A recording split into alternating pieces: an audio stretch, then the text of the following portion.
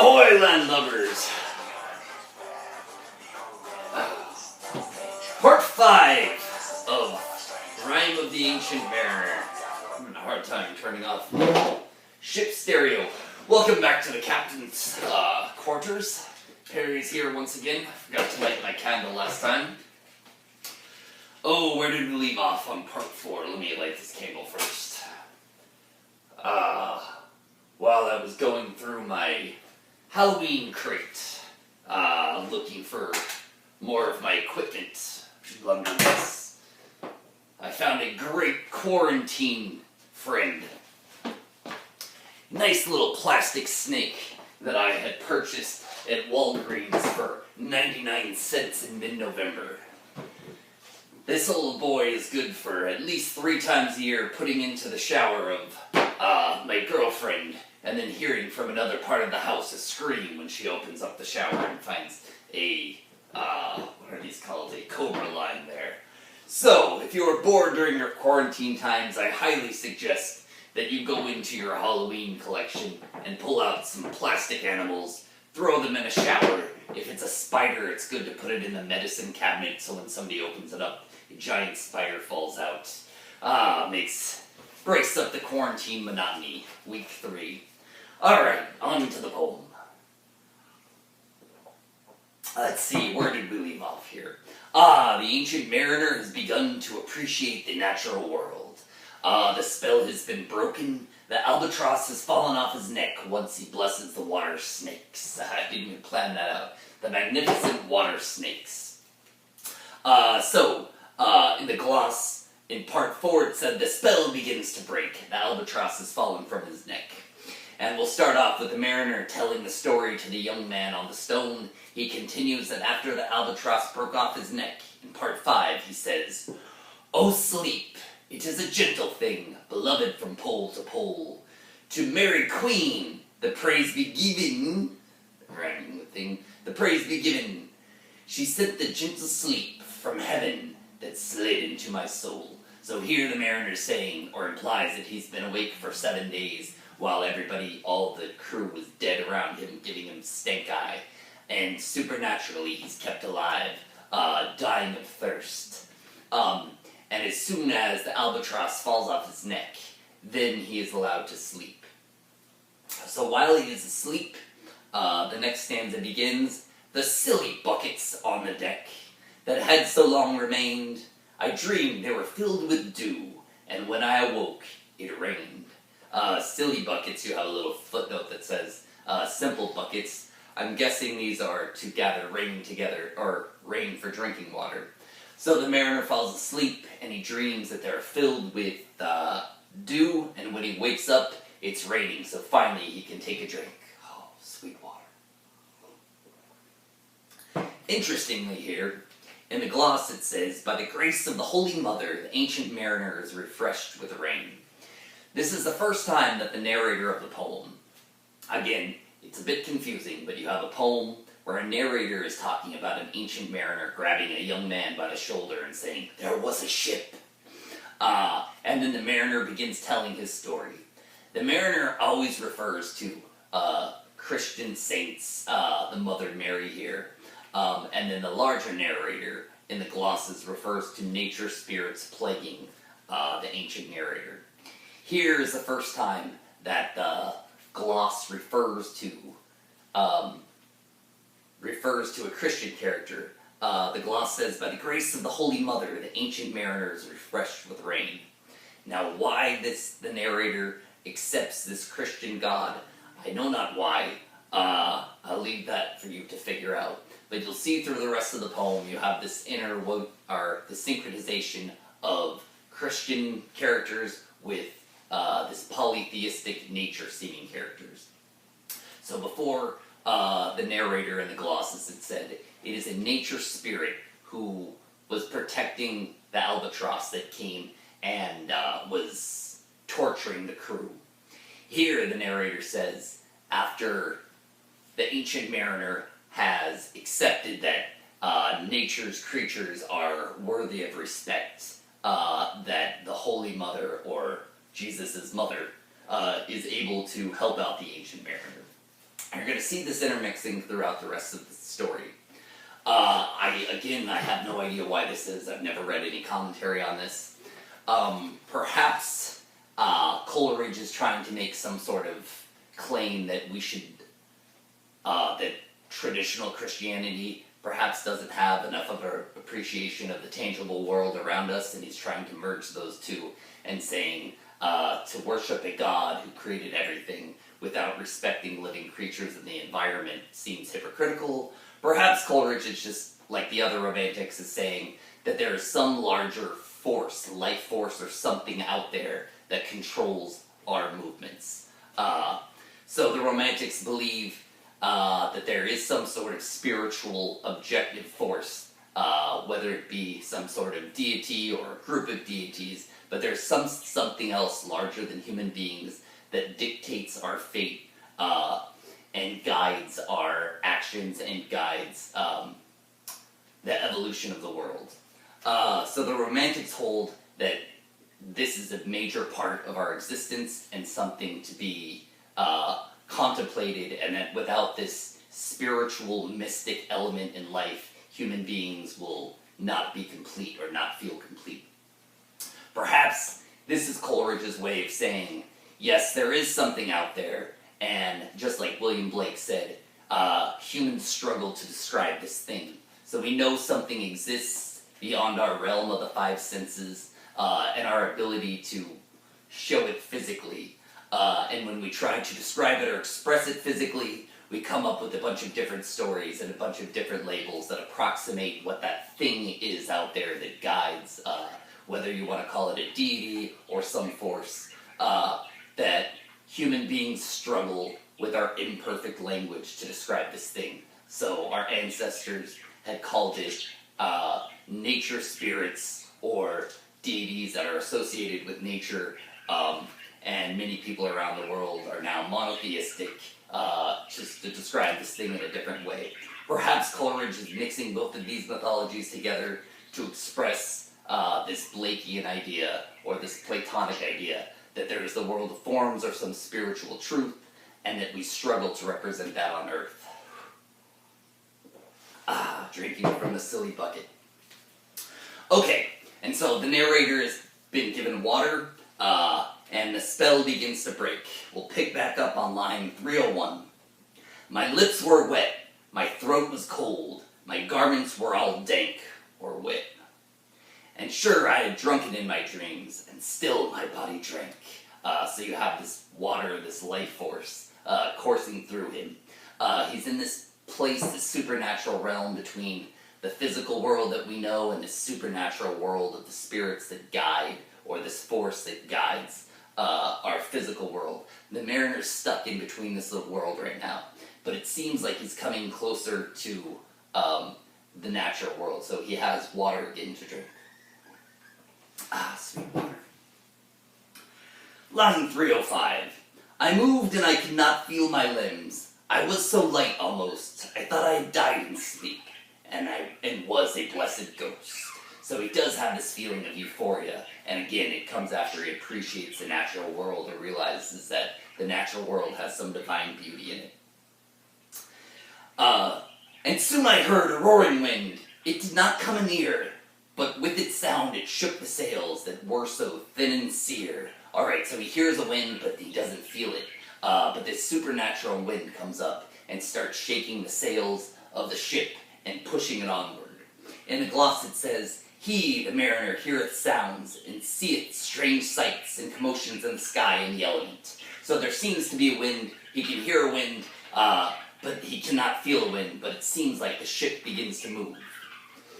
The upper air burst into fire, and 100 fire flags sheen. To and fro they were hurried about, and to and fro, and in and out, the wind stars danced between. Alright, so he's looking up and he sees the clouds, and if the stars are moving in between the clouds, it means the ship's moving. You have these other images that are a little vague. The upper air burst into life. It seems like the heavens are bursting. Something's happening up there. Again, you could have St. Elmo's fire with 100 fire flags sheen, or it could be lightning, but the heavens are alive right now and the ship begins to move. And the coming wind did roar more loud, and the sails did sigh like sedge. What is sedge? A rush-like plant growing in wet soil. Ah! So think about in the winter time when there's dead leaves still in the tree, late fall, and the wind blows, that rustling sound you hear, you get that great image of the wind coming through the sails. Though it's a supernatural wind that he cannot feel, he can hear it. Line 320. The rain poured down from one black cloud. The moon was at its edge. A thick black cloud was cleft, and still the moon was at its side. Like water shot from some high crag, the lightning fell with never a jag. A river steep and wide. Alright, so the heavens open up. There's lightning, there's rain. It seems like there's some sort of storm going on.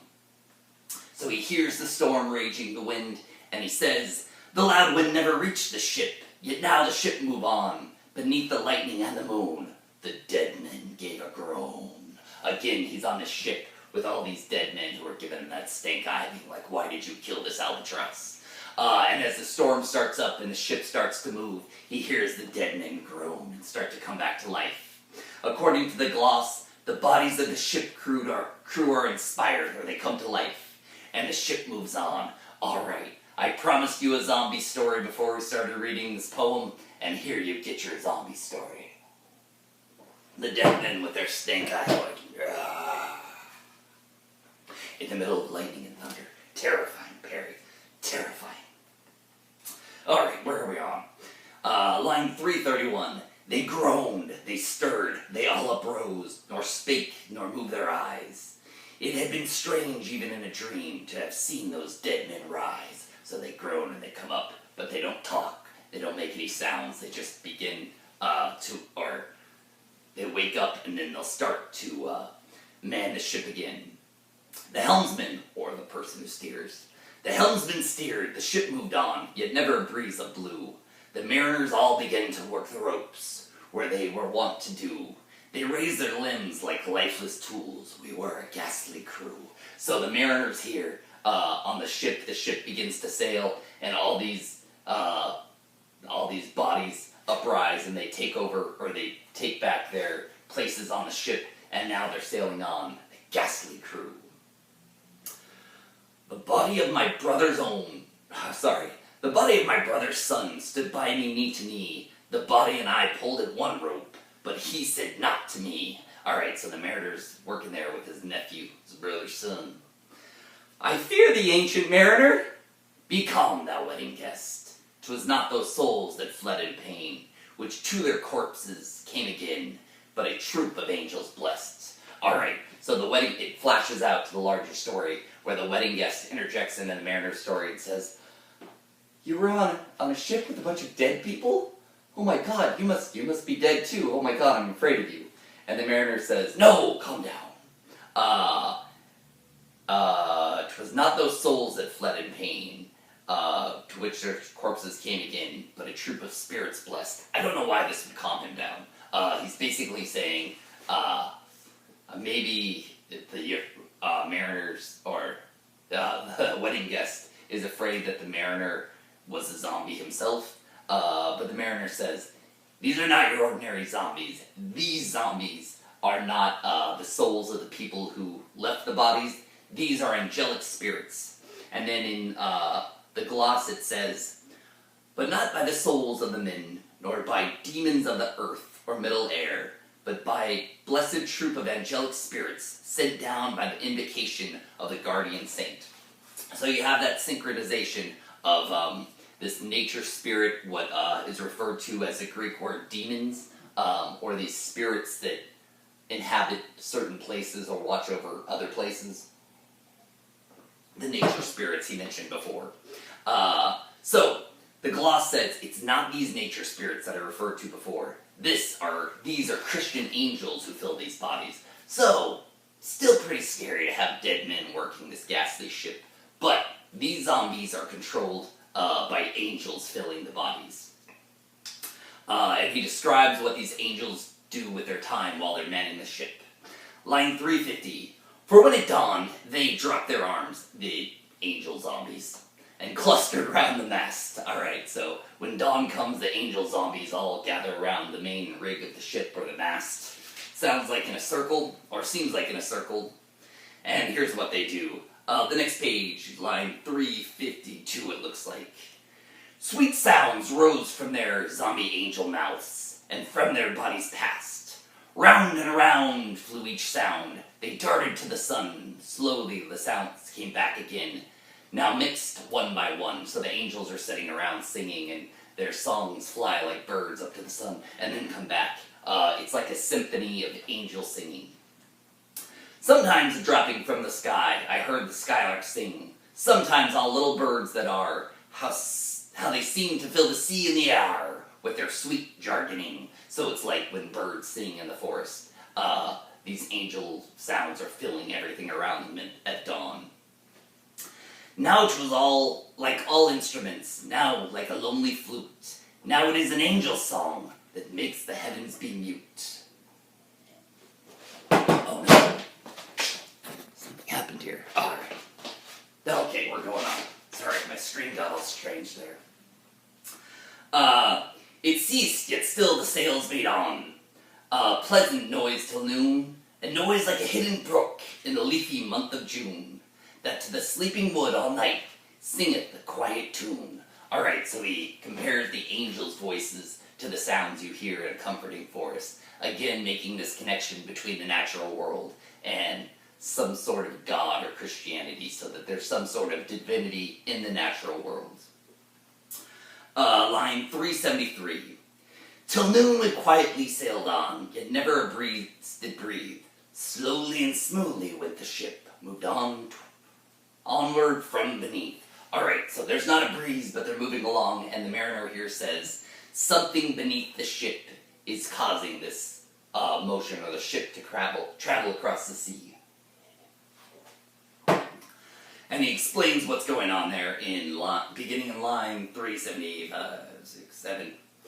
Under the keel 9 fathom deep, from the land of mist and snow, the spirit slid, and it was he that made the ship to go.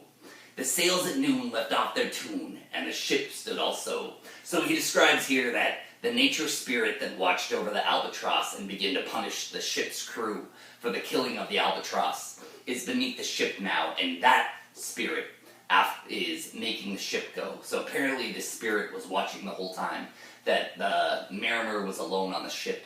This spirit seemed to have been punishing the mariner. And when the mariner blesses the water snakes unaware, then the spirit says, aha, he's beginning to get it. Now we'll start to undo his curse. And the gloss here says, the lonesome spirit from the South Pole carries on the ship as far as the line, or the equator, in obedience to the angelic troop, but still requireth vengeance. Alright, so the mariner's not totally done. He still has vengeance, or the nature spirit's still going to take more vengeance upon the mariner. So the mariner's sailing on this ghost ship with this ghastly crew of angel zombies, but he still has punishment to do. The sun right above the mast had fixed her to the ocean, but in a minute she began to stir with a short, uneasy motion, backwards and forwards half her length with a short, uneasy motion. So they're stopped on the sea, and then all of a sudden the ship is going back and forth. And then, like a pawing horse let go, she made a sudden bound. So like a horse being released from a gate, she made a sudden bound. It flung the blood into my head, and I fell down in a swound. Sounds like he passes out or swoons out. So the ship rocks back and forth, and when it takes off, all the blood rushes to the mariner's head, and he passes out. Line 392. How long in that same fit I lay, I have not to declare. So he says, I don't know how long I was passed out like that for. But ere my living life returned, but before my living life returned, I heard and in my soul discerned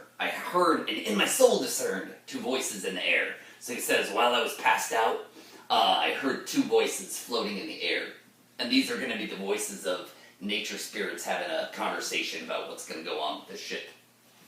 According to the gloss, it says, the polar spirits, fellow daemons, or other nature spirits. So the spirit that was guarding the albatross in the South Pole is talking with some of his other demon or nature spirit buddies. The invisible inhabitants of the element take part in his wrong, and two of them are late. One to the other, the penance long and heavy for the ancient mariner has been accorded to the polar spirit, who returneth southward. Alright, so basically what happens is, the polar spirit's like, alright, I'm done with him, I've punished him enough, but you guys take over, he deserves more punishment. So, the polar spirit who guarded the albatross takes off, and these other two nature spirits take over. My best nature spirit voice. Is this he? Quoth one. Is this the man? By him who died on the cross with his cruel bow. I messed that all up. Alright. Is this he? Quoth one. Is this the man? By him who died on the cross, which would be Jesus. With his cruel bow he laid full low the harmless albatross. The spirit who bideth by himself in the land of mist and snow. He loved the bird that loved the man who shot him with his bow. So here we have the one of the nature spirits saying, is this the man who killed the albatross? And the other nature spirit says in a softer voice. The other was a softer voice, as soft as honeydew. Quoth he, the man hath penance done, and penance more will do. So the ancient mariner has been punished, and these two nature spirits take over and say, is this the person? Oh yeah, this is the man. Alright, he's done some punishment, and now he will do some more punishment. So part 6 will begin with the nature spirits talking to each other and saying, this is how we punish men further. Which brings part 6 to a close. God, does my voice feel like mariners after 7 days of not drinking. Alright.